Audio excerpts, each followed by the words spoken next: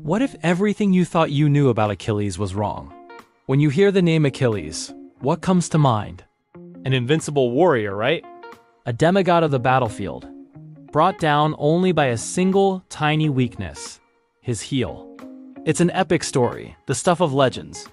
But what if I told you that this image, the one cemented in our minds by movies and pop culture, is just a fraction of the truth? What if the real Achilles was far more complex, more vulnerable, and ultimate than the myth allows? Today, we're going to peel back the layers of legend and look at the Achilles of Homer's Iliad and what history can tell us. We'll explore the man behind the myth, a figure driven not just by a thirst for glory, but by deep-seated rage, profound love, and a tragic awareness of his own fate. This isn't just the story of a hero. It's the story of a man grappling with what it means to live, to love, and to die. So forget the indestructible superhero for a moment. Let's uncover the surprising and often heartbreaking truth about one of antiquity's most enduring figures. First, let's tackle the most famous part of his story, the Achilles heel. The idea that Achilles was dipped in the river Styx by his mother, Thetis, making him invulnerable everywhere except the heel she held him by, is probably the most famous detail about him. But here's the shocker, it's not in the Iliad. That's right, Homer. The guy who wrote the definitive account of the Trojan War never mentions it.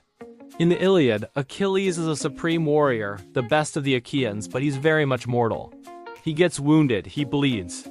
The story of his invulnerability was a later addition, a bit of myth-making that grew over centuries to explain his incredible prowess. The earliest surviving full account of this story comes from a Roman poet named Statius, writing almost 1,000 years after Homer. So the core of the Achilles legend, as we know it today, is essentially fan fiction, albeit very old fan fiction. So if he wasn't a near-invincible demigod, who was he in Homer's telling? The Iliad introduces us to Achilles not on the battlefield, but in his tent, absolutely furious. He's not fighting. He's boycotting the war. Why? Because Agamemnon, the leader of the Greek forces, has insulted him and stolen his war prize, a woman named Briseis. This is the central conflict that kicks off the entire epic. Achilles' rage, or menin, as it's called in ancient Greek, is the very first word of the Iliad. This isn't just a simple temper tantrum. It's a profound crisis of honor, or tim. In the warrior society of Homeric Greece, honor was everything. It was your reputation, your worth, your social standing. By taking Briseis, Agamemnon didn't just take a person. He publicly stripped Achilles of his status and declared him inferior. For Achilles, this was an unbearable humiliation. His withdrawal from the fight is an act of protest, a man willing to let his own side lose just to prove his worth. This Achilles is not a simple hero fighting for a noble cause. He's proud, stubborn, and dangerously driven by his ego. This leads us to another common misconception, that Achilles was a straightforward hero fighting for Greece. In reality, his motivations are far more personal. He isn't fighting for Helen or for Menelaus or even for the glory of the Achaeans. He is there for one reason: Kleos, which means immortal glory. Achilles was famously given a choice by his mother. He could live a long, happy, anonymous life at home, or he could go to Troy, die young, and be remembered forever. He chose the latter. He chose fame over life itself. But when Agamemnon insults him, the entire system he's bought into collapses. If his honor can be taken away so easily, what is he even fighting for? What good is dying for glory if that glory can be stripped away by a petty king? This crisis sends him into a deep spiral, questioning the very nature of the heroic code he lives by. He's less of a patriotic hero and more of a man on a deeply personal and destructive quest for meaning. Now, we can't talk about Achilles without talking about Patroclus. In many modern adaptations, Patroclus is portrayed as Achilles' cousin or a close friend. But their bond in the Iliad is far deeper and more emotionally charged than simple friendship. When Patroclus is killed by Hector while wearing Achilles' armor, Achilles' grief is all-consuming. It's a primal scream of anguish that echoes through the heavens. He pours dirt on his head, he refuses to eat, and his grief is so immense that his divine mother rises from the sea to comfort him. His rage against Agamemnon is instantly replaced by a new, far more terrifying rage directed at Hector. This is the moment the hero of the story becomes something closer to a monster. He returns to battle not for honor or for the Greeks, but for pure, brutal revenge. He slaughters Trojans indiscriminately, his fury so intense that he literally clogs a river with bodies. The climax of this rage is his duel with Hector. After killing him, Achilles doesn't just celebrate his victory. He desecrates Hector's body. He ties him to the back of his chariot and drags him around the walls of Troy for days, refusing him the proper burial rites that were so sacred to the ancient Greeks. This is not heroic behavior. It's a shocking act of brutality that horrifies both mortals and gods. Homer shows us a man so broken by grief that he has lost his own humanity. He has become the very thing he fought against, a force of pure, destructive chaos. This is the tragic core of the Iliad.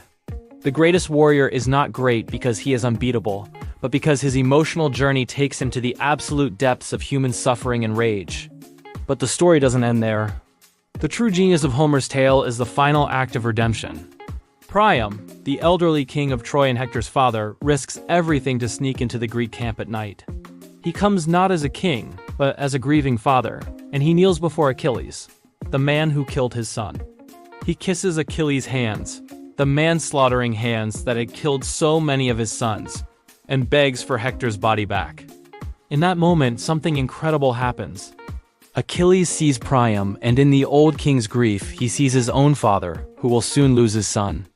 He sees his own grief for Patroclus reflected in Priam's eyes. The rage finally breaks. The two enemies, a young Greek warrior and an old Trojan king, weep together, one for his son, the other for his companion, and for the father he will never see again. In this profound moment of shared humanity, Achilles relents. He returns Hector's body, and in doing so, he reclaims a piece of his own humanity.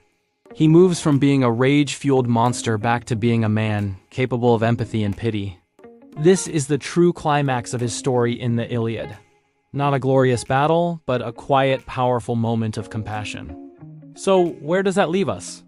The Achilles of myth is a comic book character, an action hero defined by his strength and his one weird weakness. But the Achilles of the Iliad is a tragic figure in the truest sense. He is a man of immense talent and pride, brought low by his own emotions. He is a character who explores the boundaries of rage, grief, love, and honor. He forces us to ask difficult questions. What is the cost of glory? What happens when our grief consumes us? And how do we find our humanity again after we've lost it? The real story of Achilles isn't about an invulnerable heel. It's about a very vulnerable heart. It's a timeless story that reminds us that even the greatest of heroes are, in the end, painfully, beautifully, and tragically human. Thank you so much for joining me on this deep dive into the real Achilles. If you found this journey into the past as fascinating as I did, please hit that like button and subscribe for more explorations into the myths and histories that shape our world. Let me know in the comments which mythological figure you think is most misunderstood. Thanks for watching, and I'll see you in the next one.